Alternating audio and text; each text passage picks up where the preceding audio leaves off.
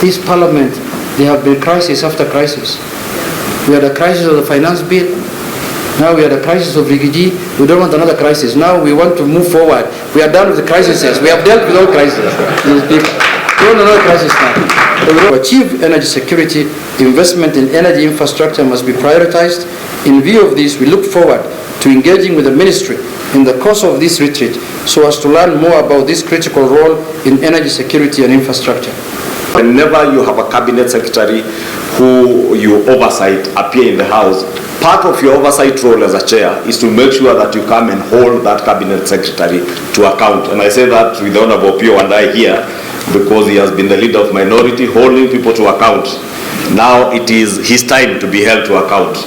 And when he comes, I would expect that the Honorable Aramat, Honorable Kawaya and members of the Energy Committee, you will be there because you will be interacting with the CS and the PS more often than anybody else to hold them to account and oversight. That is a time to offer real and meaningful oversight. And indeed, when we change our standing orders to allow the cabinet secretaries to appear before the House to answer to questions and statements, the intent was basically to reaffirm our constitutional mandate as the House that oversights these cabinet secretaries. And as Honorable Junet said in passing, the House that can also impeach them. And you've seen we have really done well in that respect. Therefore, let notice be served, not to the one who is here, but to all of them that should you not up your game. The season is here, as Junet says. We lost the finance bill and lost very many good proposals that were in that finance bill because of negative publicity, because of poor communication, and that is part of the reevaluation and reflection we need to do as a House collectively. How else can we communicate better?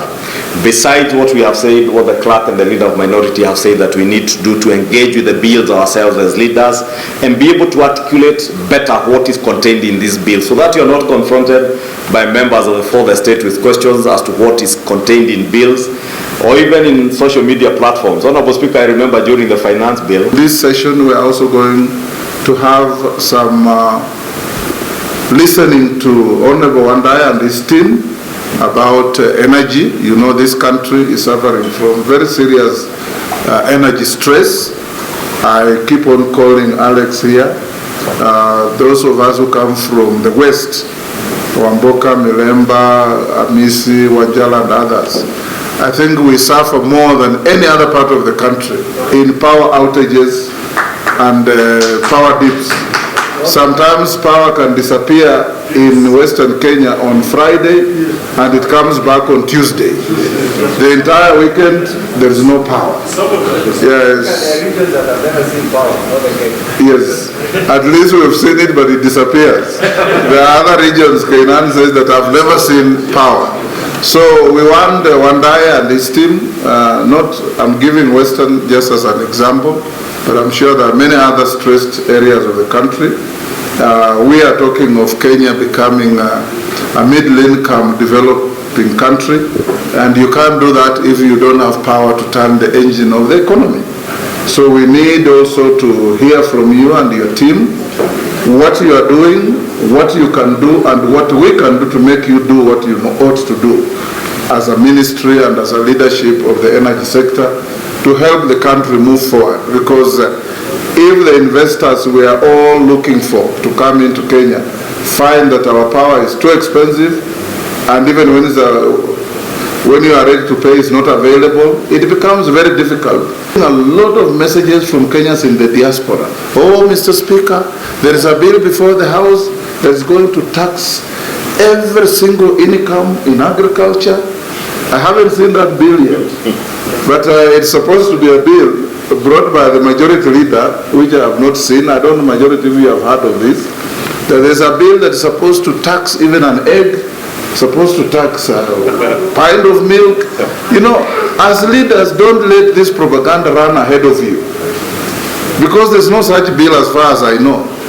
I have also, as your speaker, sometimes gotten embarrassed where you go to a public place like a funeral, and a member who never speaks in the House stands up And he says, I'm going to oppose that bill.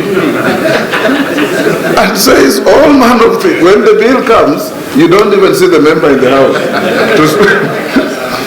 to speak to the bill that he was opposing at a funeral. And I keep on asking my members, you know, when you want to oppose a bill, you look very good in front of the public if you point out what you are opposing in the bill. Because you will vote even on the title of the bill. So I have told our leadership many times before that if you count the number of chairs of committees and your vice chairs, this house should never lack quorum at any one time. Because you hold positions of privilege. We pay you extra for being chairman of committees. And we allow you anywhere you go to travel in cabins of privilege because you are leaders. The best you can give back to Parliament is never to miss attendance of the House. And that's where I started by asking the chairman, the majority leader and the minority leader to call out members who have business. We have seen as leadership, and sometimes I call even the whips to the Speaker's office, a member is sponsoring a bill or as a motion. Week in, week out. When the matter is called, the member is nowhere. When the matter is called, the member is nowhere. He has not even briefed the chair that will be away. He has not instructed any member to stand in for them. I think as leadership, we probably will have to reach some agreements that so that we are not continuing to pile work for non-existent or non-appearing prosecutors of their work. That if you appear on the order paper 2-3 times and you are nowhere to prosecute your agenda, we drop it. So that we don't continue piling work. So that you go and if you are sponsored by teachers to bring a matter to the house, you go and face those who sponsored you out there and explain why you are not in the house when your matter was called. So that we do not continue having piles and piles and piles of work for no mistake of leadership, but for the mistake of some of ourselves who are prosecuting that work.